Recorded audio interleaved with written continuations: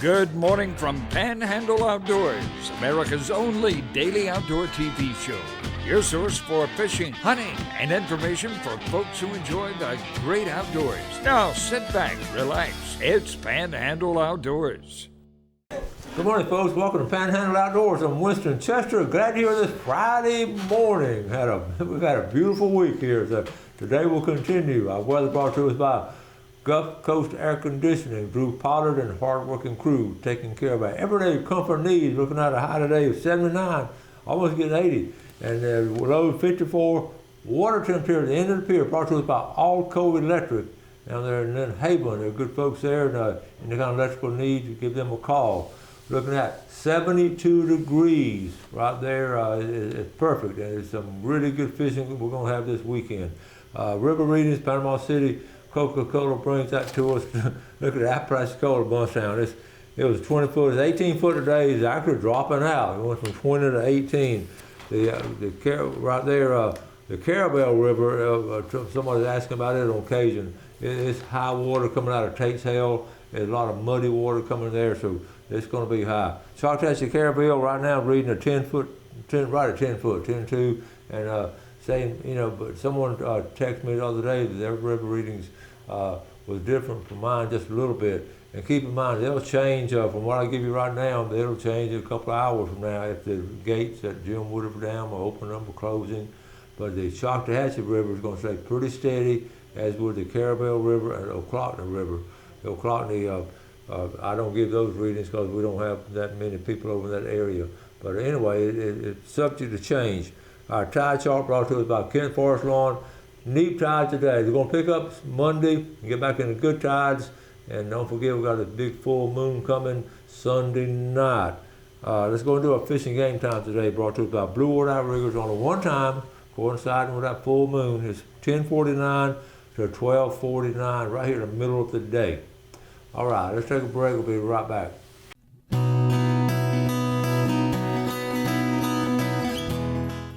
Okay, welcome back. We got a call coming in here. We called down to sea quarters, Captain Kim down there. Want to get a good fish report down that way. We'd love to check and see what's going on because we don't get that way as much as we want to. So, Captain Kim, good morning. Hey, good morning, Mr. Chester.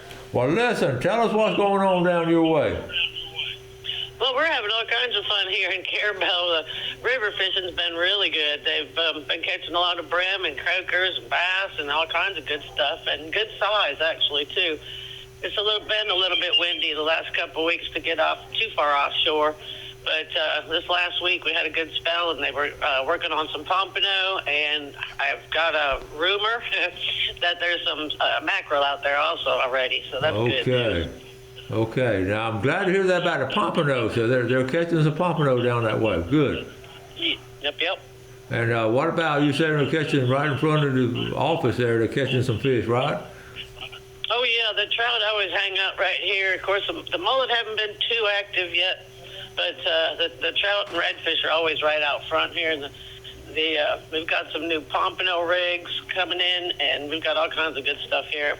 We should have worms and crickets coming in, too, so come on and go fishing. Oh, that's a perfect place to go. Freshwater or go saltwater or go out on the beach or just whatever. That's just a great place to go.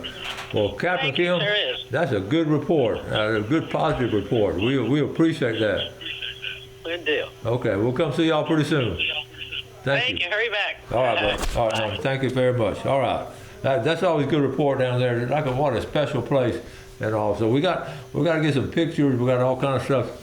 Speaking of special places, if you haven't been to Sop Shopping, it's this weekend now. Look, the Worm Grunting Festival. It's 23rd year. They've been grunting worms there for hundreds of years, but now they made a festival out of it 25 years ago, 23. So you see the lineup starts at 7 o'clock, and every year I say I'm going to this. I know Victor Hathcote told me he's going to be down there. So he's going to send some pictures, and it's going to be at the Depot Park, at the park right there. You won't get lost in Sop Choppy, I promise you. So they're all kind of, you see all the kind of live music and a gummy worm contest, and they have a contest for 12 and under. It is unique to the Florida Panhandle and the Big Bend area. Okay, so get a chance to check it out. It'll be a great trip. And I ran across this, talking about some cool things. I saw this, a North Florida fishing camp, the summer camp for young anglers. I got all excited, and I was thinking, wow, great idea. Well, I started looking at it. It's down there, over there in Jacksonville, okay? They're doing it in Jacksonville, which is North Florida. But anyway, I thought it'd be cool to do something here, so I looked at all different things, and they have fishing. They have it in St. Augustine, at fishing day camps, school year fishing camps. Is that not cool? Would it be really neat to start it here in the Panhandle area? So anyway, if you've got something going on, check it out.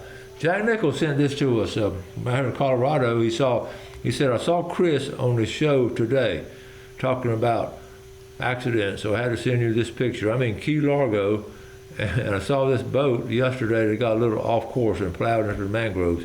So he was down there at, he was walking down to Key Largo, but look at this boat. It went up into the mangroves, so he had all that horsepower, and he lose control, and look at there, talking about getting up there. I don't know if anybody's hurt or not, but I know that that was a scary situation.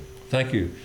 Appreciate that, Jack. Okay, speaking of something coming up in May, the blessing of the fleet, and that goes to a good charitable cause. Okay, there's coming up also Monday, April 28th. That's 2 weeks from this Monday. Captain Rick Corley, our very own Captain Rick Corley, will present a program on barging into the 21st century at 6 p.m. Basically, he's going to talk about what he's talked about here on the show, and he'll have a short film on it. It's the Bay County Historical Society is having him as a guest, and he's all excited about sharing all of that, and it talks on about different things he does. So really, really good. So put that on your calendar if you want to go see him in person and have a little short film. Captain Corley, great history there. We're going to talk about this later. This was just heartbreaking. This past Monday, or a couple of days ago, father-son killed by falling tree at Georgia Golf Course, and I saw that. It's just an amazing story. I'm trying to think. I was trying to, when I saw the headline, I was trying to figure out what in the world happened. So I looked it up and all. They were they're out there playing golf. Bad weather comes in, and like so many people, you sort of get up in shelter and all, and doggone wind blew the tree over on them. The dad, let's see, here it is right here. The dad was 58 years old, and the son was 29 years old, and basically they were out there playing golf, and the son was a former Columbus police officer right there in Columbus, Georgia, and just what a heartbreaking situation. But nature is so unpredictable. We talk about it all the time. Let's take a quick break. We'll be right back.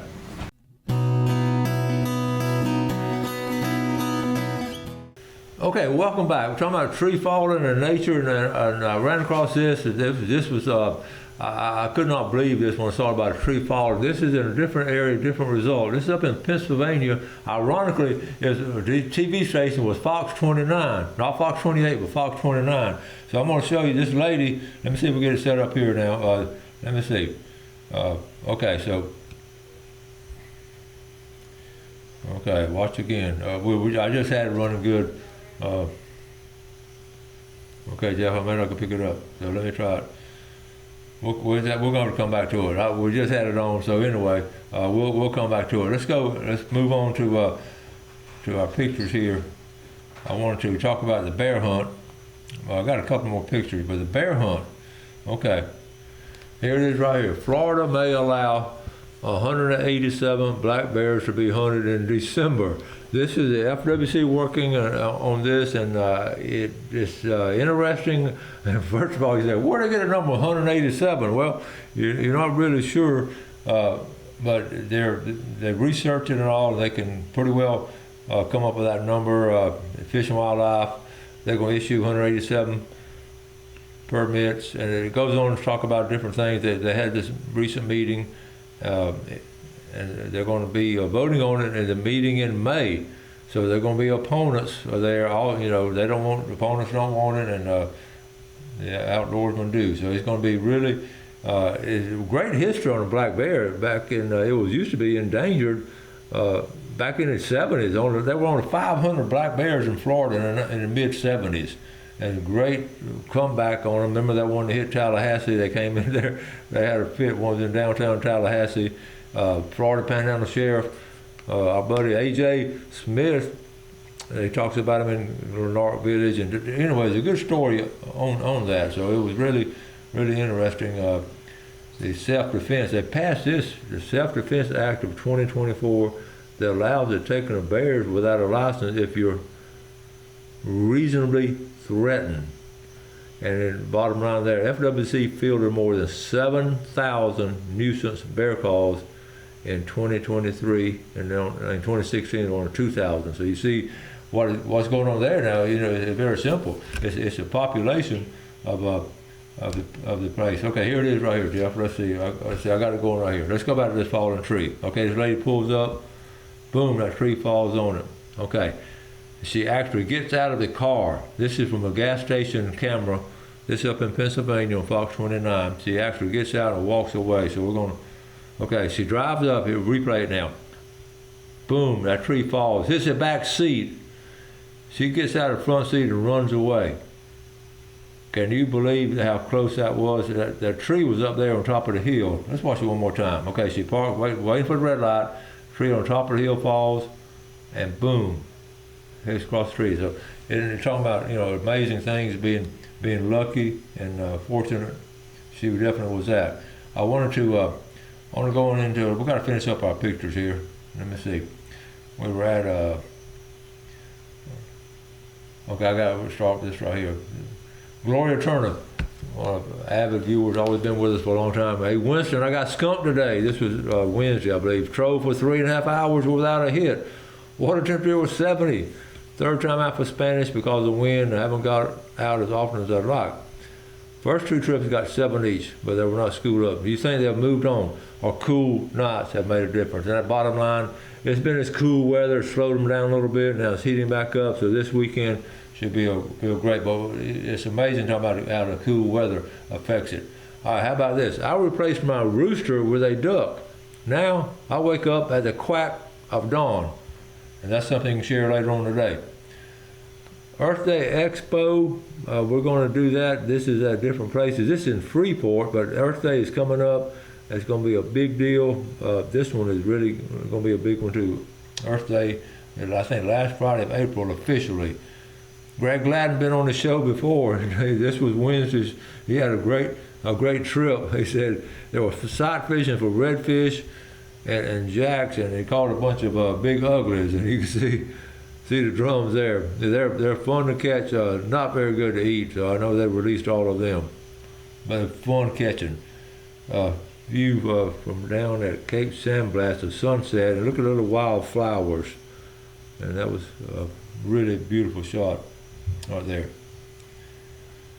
One of my former students, Harris Marshall, he finally, after multiple encounters, I finally got to walk one back to the truck. Good job, Harris. Harris is one of this duck behind me. He's one that mounted it for his Out-to-Wed project. Good job, Harris. Okay, and Jason Shingler, they're growing fast. Now, this is some nice size the Spanish mackerel. They caught some big ones there. Good job, Captain Jason Shingler.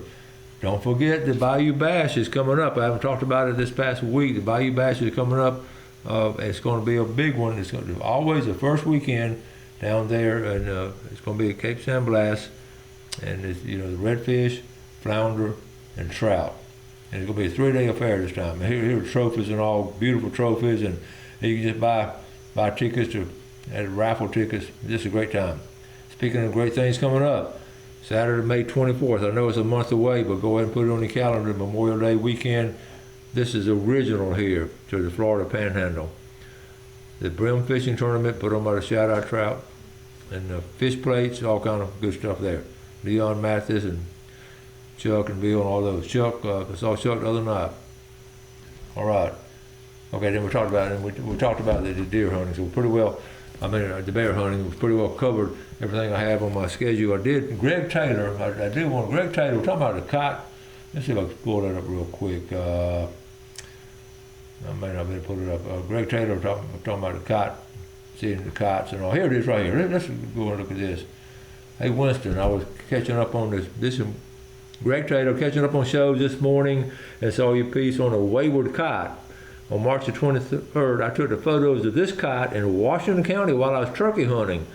Down through the years, I've seen one now and then in the area, but they have always been around the coast. This was in a forested area in Washington County, and he perched on a dead oak tree. I knew it was unusual, so I got a couple of pictures on my phone. I wonder if he might have been part of the same flock that got blown off course, maybe. And congratulations on your show, and thank you so much, Greg. So anyway, he's up there turkey hunting. I got the pictures here. He looks up there and he's jealous of the kite. See the tail? Okay, wow. So, you know, you're up here in the woods and you don't expect to see it. You got another picture there, a great picture. And, you know, they're flying. They're not usually there, flying off course. And here's another picture there. And that's the beauty of having a phone with taking a camera on and taking those pictures there. So thank you, Greg, and thank you for sharing that with us, because it is unusual for them to be up there in the woods. They usually fly along the coast until they get to where they're going. Okay, well, let's get ready for our drawing, okay? We want to give away a fried mullet plate at Gene's Oyster Bar, the legendary community of Millville. How about Mike Pledger from Lynn Haven? Mike's going from Lynn Haven to Millville. Talking about the old family, the Pledger family, been here a long time. Okay, let's go into the Top Knock Seafood. A $20 gift certificate right there is going to be from Panama City Beach, Nat Harris. All right, Nat, that's some Royal Viewers right there, those two. And how about a big red snapper? Big red snapper from Freeport, Tori Borges. Okay, good folks over there. We appreciate the viewership. We're all set up to do things. It's going to be a great weekend. We're going to take a break, come back for our famous Friday fishing forecast.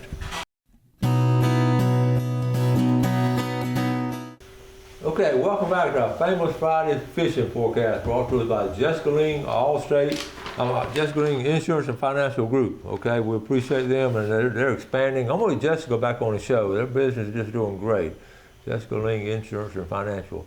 Let's talk about the weather first. As far as Gloria Turner mentioned on her email, how she's a great fisher lady, and she was not catching some Spanish yesterday, and she said that basically she had called him before and was wondering about the cool temperature. That's exactly what it is. It's cool, really cool nights we've had this week. That water temperature really cools down, and they'll just shut down salt water and fresh water. And we're speaking, especially like in a pond. We went pond fishing with those kids up at Walsingham the other day, and early that morning, the first 30 or 40 minutes, they didn't catch anything because it'd been a cool night. And all of a sudden, the water temperature heated up, boom, kids catching fish all over the place. So keep in mind, these cool nights will slow it down. It doesn't stop it, it'll slow it down until you find them. So so let's go on out. We're talking about Carabel, just talked about sea quarters.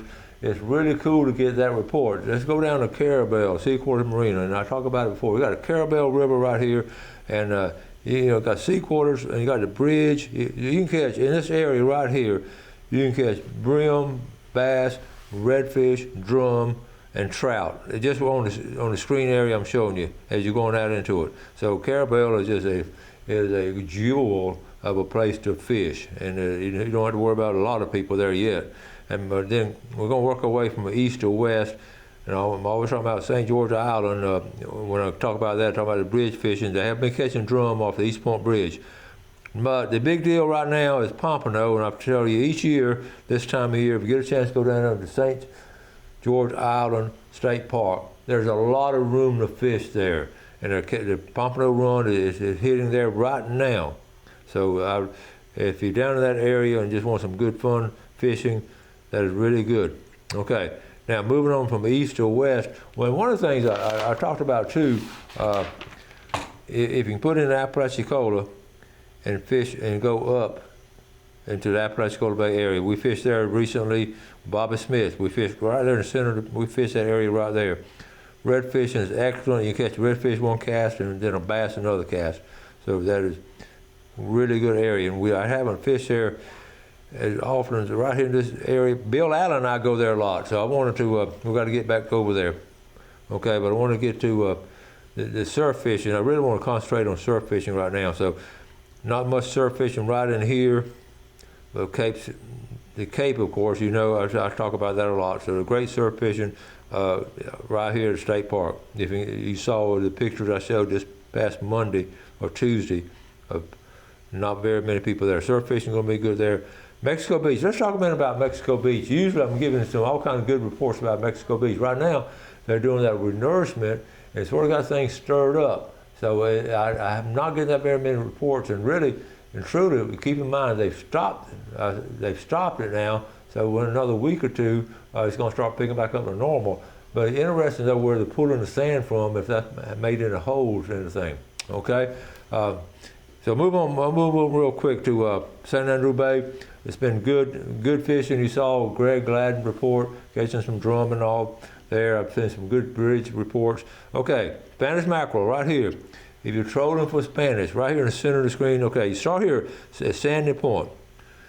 There's gonna be some guys and girls fishing right there, but run your boat right through there and then make a big circle, okay, and just a big loop, and you'll see them looping there. All that area right there down to Beach Drive is gonna be really good Spanish mackerel fishing, okay. Moving on to surf fishing. I want to get to Grayton Beach State Park before I run out of time, but all these state parks, Camp Helen, you can put in Camp Helen right here and walk. It's a good little walk, but that's some of the best surf fishing we have in the Florida Panhandle right there. I can promise you. And not that many people. Now you go either way, east or west, you're gonna start running into all kind of people. But move on. I want to mention Grayton Beach State Park. I won't get to it, but I just want to mention it. You sort of got to get in line there. From there all the way to Destin, that's beautiful surf fishing. You need to go early. Get there before the crowd gets there. When people start coming around, you sort of make your territory gets smaller. But this is a great time of year.